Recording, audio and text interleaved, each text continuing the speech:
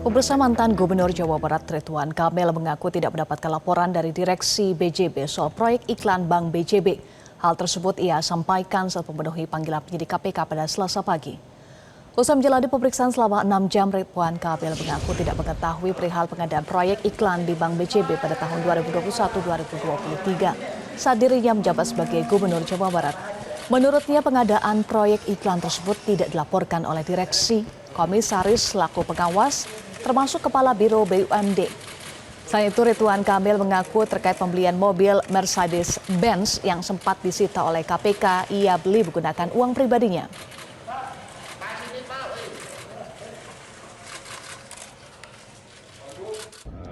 Yang paling utama adalah saya itu tidak mengetahui apa yang namanya menjadi perkara dana iklan ini.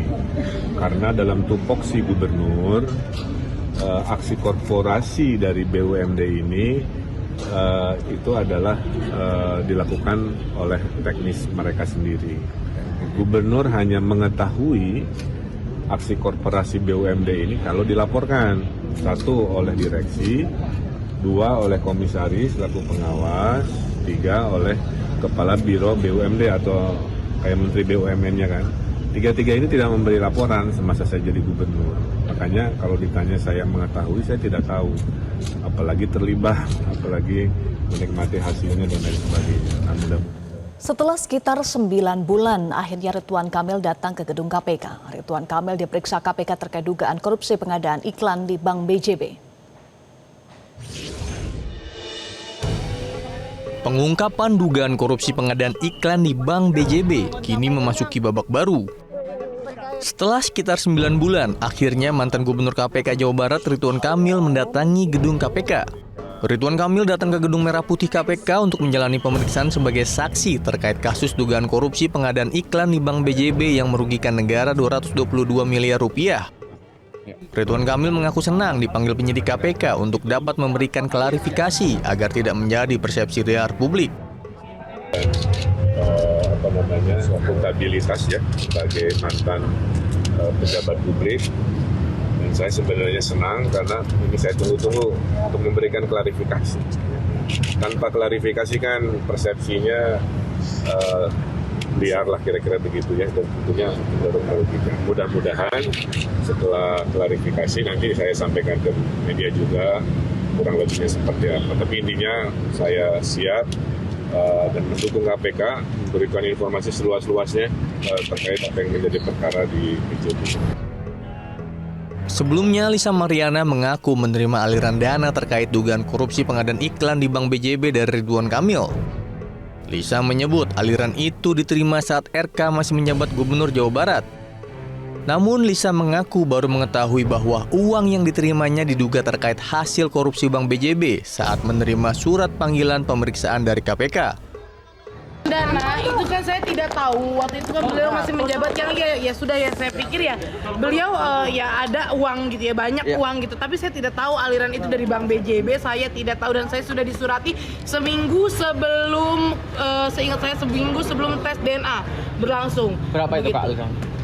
Oh maaf ya. Berapa yang diterima? Berapa yang diterima? Saya rasa cukup ya, ini kan. KPK membenarkan adanya pemberian uang dari ex-Gubernur Jawa Barat Ridwan Kamil kepada selebgram Lisa Mariana. Dana yang diberikan RK diduga berasal dari dugaan korupsi pengadaan iklan di Bank BJB. Namun, KPK enggan merinci total uang yang diberikan Ridwan Kamil ke selebgram Lisa Mariana. KPK memastikan akan mendalami semua aliran dana yang terkait dengan kasus BJB. KPK juga menggandeng Pusat Pelaporan dan Analisis Transaksi Keuangan PPATK untuk menelusuri semua penerimaan uang. Mintai keterangan atas pengetahuannya ya terkait dengan aliran-aliran uang kepada yang bersangkutan dari saudara RK, yang mana diduga aliran-aliran tersebut juga bersumber dari dana non-budgeter yang dikelola di BJB ini. Kalau yang bersangkutan mengaku tidak tahu bahwa itu terkait dengan atau berasal dari itu bagaimana? Tentu semuanya nanti akan didalami dan kita akan melihat sumber-sumber lainnya ya, karena dalam penelusuran aset tentunya KPK juga bekerja sama dengan PPATK. Pada 10 Maret 2025, KPK telah menggeledah rumah Ridwan Kamil di Bandung, Jawa Barat. Tidak hanya itu, KPK juga menyita moge milik Ridwan Kamil dan 1 mobil Mercy yang dibeli Ridwan Kamil dari Ilham Habibie. Dari kasus rasuah pengadaan iklan di BJB ini, KPK telah menetapkan 5 orang tersangka, salah satunya mantan Direktur Utama Bank BJB Yudi Renaldi. Tim Liputan, Metro TV.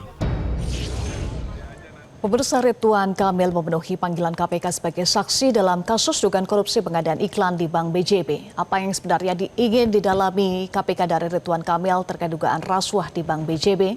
Untuk membahasnya kita telah terhubung dengan peneliti Pukat UGM Zainur Rahman.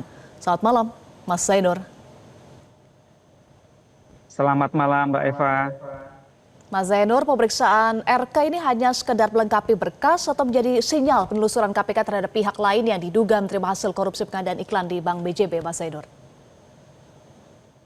Ya, pemeriksaan terhadap seseorang itu untuk melengkapi berkas ya yang dibutuhkan oleh KPK untuk menentukan bagaimana kronologi lengkap dari sebuah peristiwa pidana dan melihat siapa saja yang bertanggung jawab.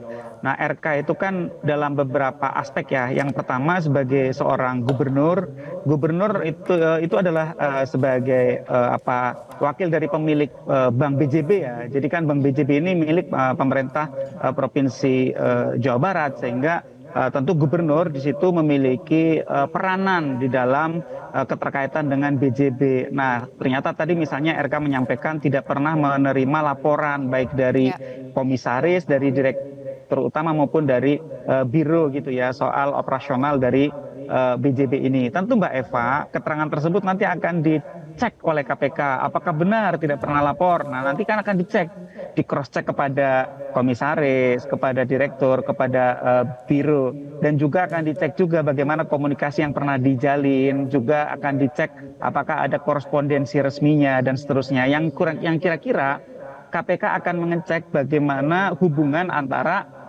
BUMD dalam hal ini adalah Bank BJB dengan Pemprov Jabar. Apakah gubernurnya itu melakukan fungsi pengawasan atau tidak? Apakah gubernurnya mendapatkan laporan atau tidak? Apakah gubernurnya memiliki keterkaitan dengan belanja iklan yang di markup atau tidak? Itu yang pertama Mbak Eva, terkait dengan posisinya sebagai seorang gubernur. Yang kedua adalah terkait dengan dugaan ya, ini masih sifatnya dugaan gitu ya, ada atau tidaknya alirannya dari belanja iklan yang di markup tersebut Ridwan Kamil sebagai seorang gubernur. Itu kan sebelumnya ada penyitaan terhadap motor mahal, motor mewah, kemudian juga ada terkait dengan mobil, juga terkait setoran ya, penyerahan sejumlah uang kepada seseorang gitu ya. Itu nanti akan dicek ya. Meskipun seorang terperiksa ini membantah Mbak Eva, KPK akan mencocokkan ya keterangan lisannya itu sesuai tidak dengan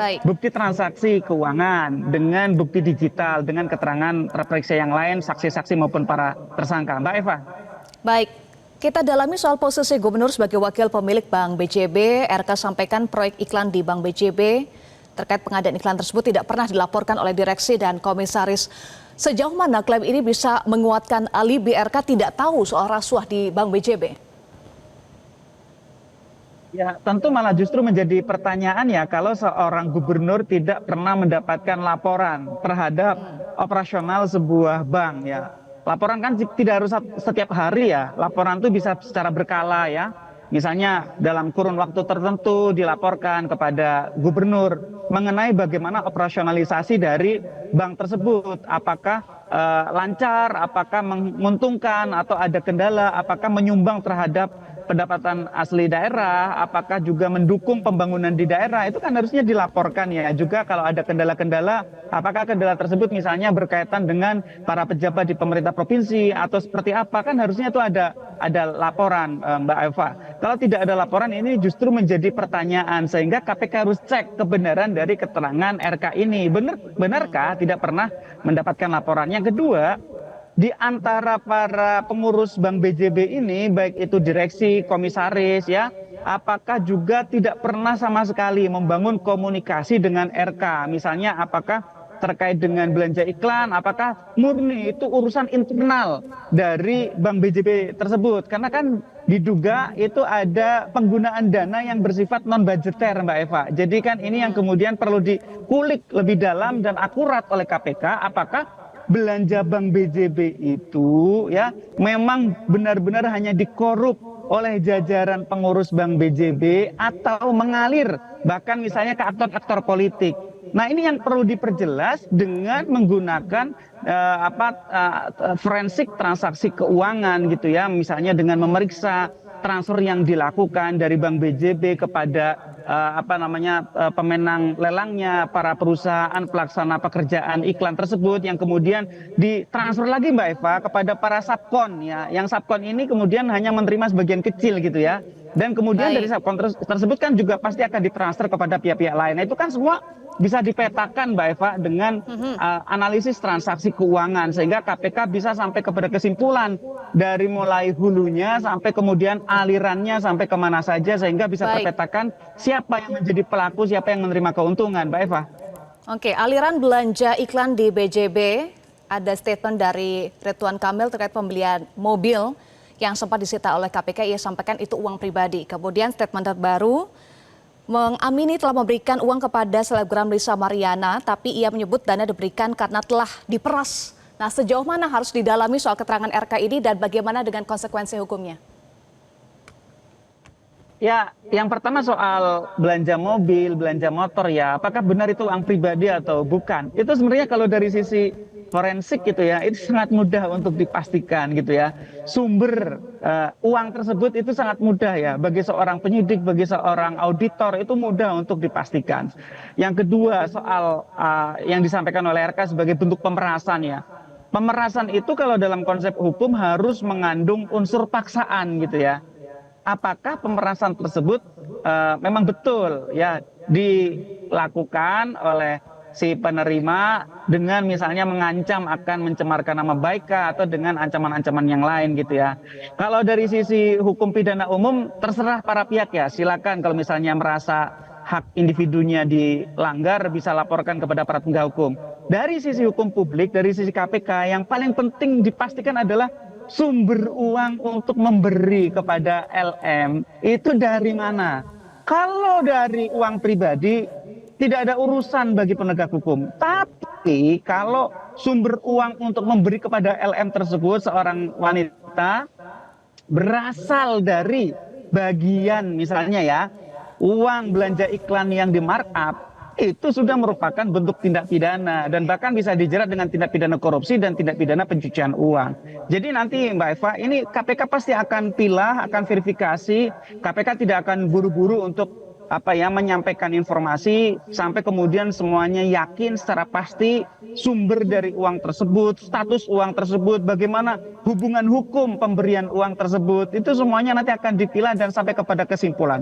Kalau uangnya berasal dari belanja iklan BJB, itu korupsi dan TPPU. Mbak Eva. Baik, kita nantikan bagaimana pendalaman KPK untuk membuktikan sumber dan status uang tersebut. Terima kasih Mas Zainur sudah bergabung bersama kami di Prime Time News. Jelajahi cara baru mendapatkan informasi. Download Metro TV Extend sekarang.